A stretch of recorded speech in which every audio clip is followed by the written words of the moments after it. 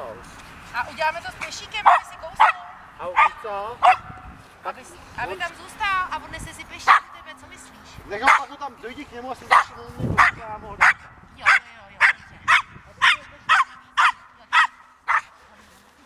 A zase ať sedí. Tak pojď. Výbor. Teď. Tak.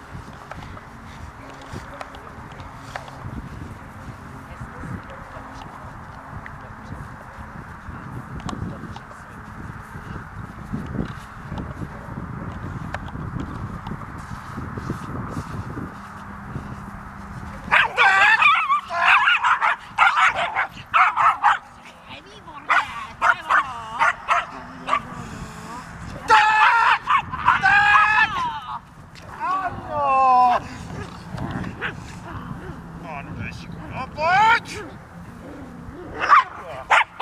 Dobře.